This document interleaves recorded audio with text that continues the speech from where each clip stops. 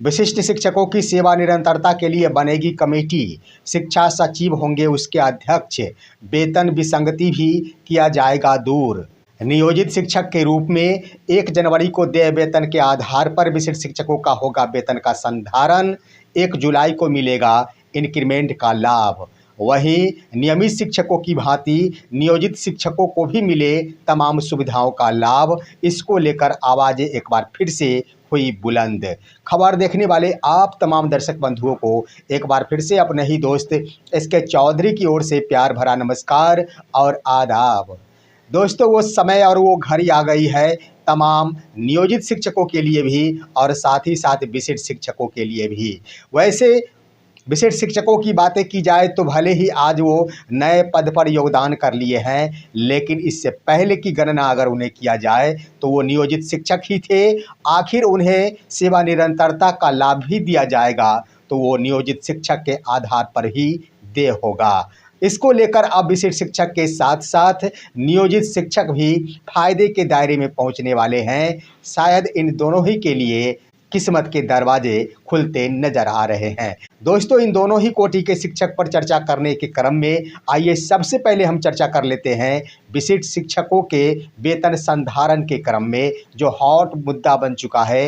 विभिन्न जिलों की ओर से वेतन संधारण भी किया जा रहा है, लेकिन इन सभी की सबसे बड़ी मांग थी कि सेवा निरंतरता का लाभ मिलना चाहिए। शिक्षकों की लड़ाई भी इसी मुद्दे पर थी। शिक्षक जिस वक्त नियोजित पद पर कार्यरत थे और आज भी है, उनकी यही मांग रही है कि सरकार अगर शिक्षकों को सेवा निरंतरता का लाभ दे देती है तो हमें किसी भी प्रकार का कोई हर्ज नहीं है कि परीक्षा में सम्मिलित होना पड़े।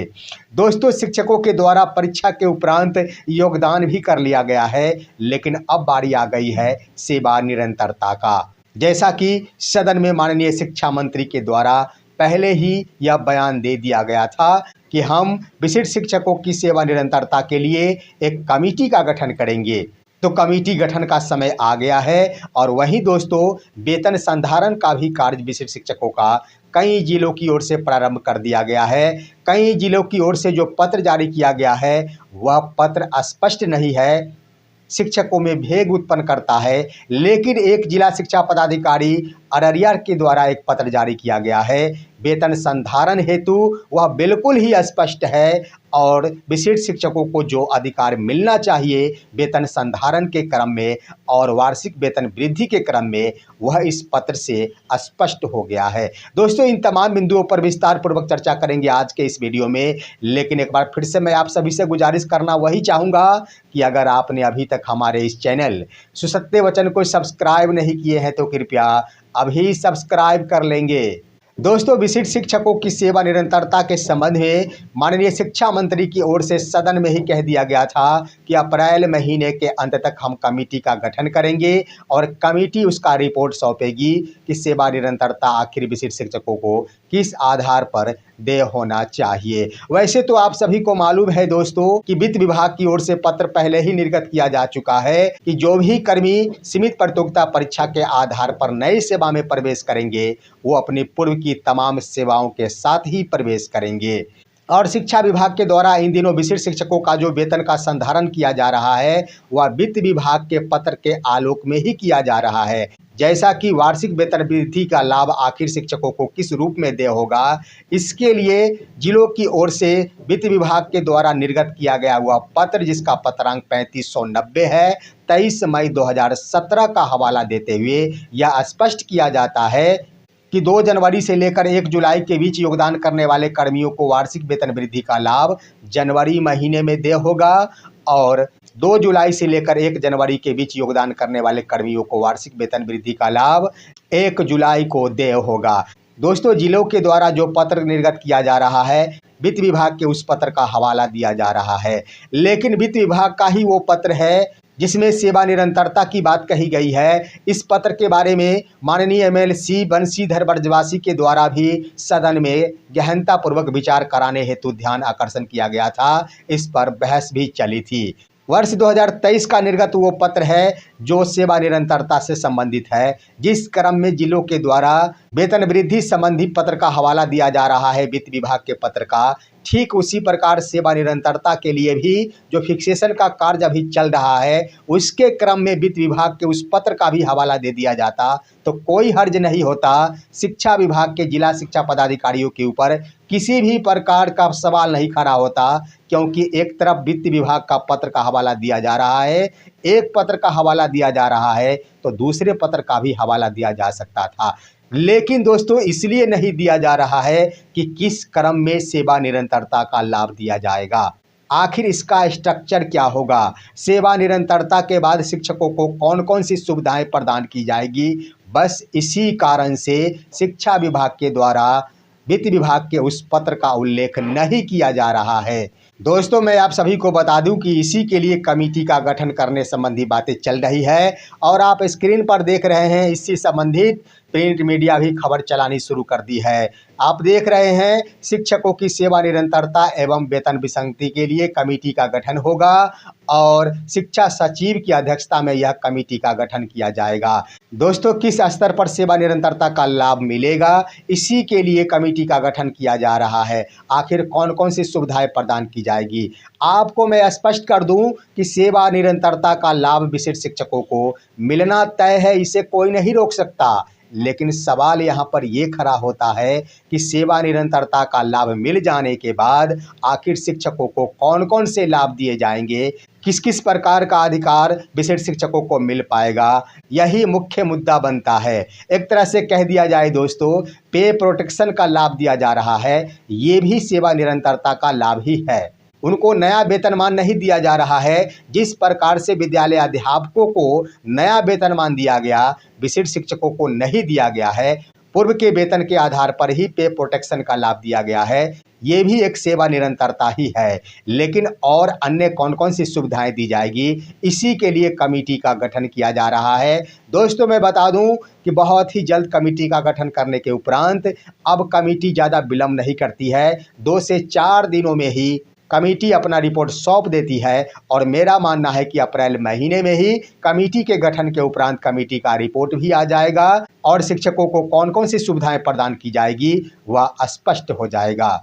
वहीं दोस्तों विशिष्ट शिक्षकों के वेतन संधारण के क्रम में अररिया जिला शिक्षा पदाधिकारी की ओर से जो पत्र जारी किया गया है बिल्कुल ही स्पष्ट है और इस पत्र से शिक्षकों को जो लाभ मिलना चाहिए, जो उनका अधिकार है वह स्पष्ट कर दिया गया है। दोस्तों ये पत्र आपके स्क्रीन पर है, अररिया जिला शिक्षा पदाधिकारी के द्वारा जो निर्गत किया गया है 11 अप्रैल 2025 को वेतन संधारण के संबंध में। इसके लिए तमाम प्रखंड शिक्षा पदाधिकारियों को यह आदेश दिया गया है कि 15 अप्रैल से लेकर 30 अप्रैल तक कैंप मोड में अपने कार्यालय में शिक्षकों की सेवा पुस्तिका प्राप्त की जाए और उसे अधोहस्ताक्षरी कार्यालय में उपलब्ध कराया जाए। दोस्तों इसके साथ फिक्सेशन स्लिप भी अररिया जिला शिक्षा पदाधिकारी के द्वारा जारी किया गया है जो आपके स्क्रीन पर है। यही स्पष्ट करता है कि विशिष्ट शिक्षकों को आखिर कौन सा वेतन मिलना चाहिए और उन्हें किस तिथि को इंक्रीमेंट दे होना चाहिए।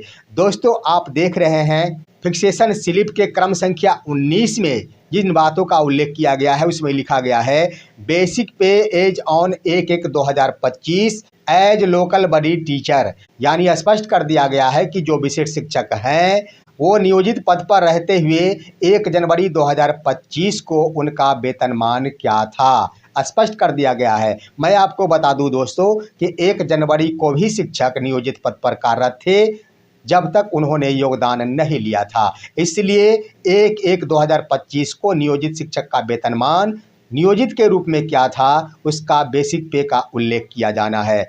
मैं बता दूं दोस्तों कि उस समय उनका बेसिक पे जो सबसे पुराने विशिष्ट शिक्षक होंगे उनके लिए 31 दिसंबर 2024 का उनका वेतनमान था 30,420 रुपये, लेकिन 1/1/2025 को उनका वेतनमान हो गया 31,340 रुपये। तो यहाँ पर उनका बेसिक पे 31,340 रुपये दर्ज किया जाएगा। उसके बाद लेवल और इंडेक्स का भी निर्धारण किया जाना है, इसका भी उल्लेख किया जाना है। तो उस समय उनका लेवल था 2 और इंडेक्स का लाभ मिल रहा था 14 यानी 14 का। उसके बाद दोस्तों क्रम संख्या 20 आप देख रहे हैं जिसमें लिखा गया है basic pay as on exclusive teacher, as on date of joining as exclusive teacher, यानी स्पष्ट कर दिया गया है कि जिस तारीख को शिक्षक विशिष्ट शिक्षक के रूप में योगदान किए उनका बेसिक पे क्या था, उनको कौन सा लेवल का लाभ मिल रहा था और उन्हें कौन सा इंडेक्स का लाभ दे हो रहा था।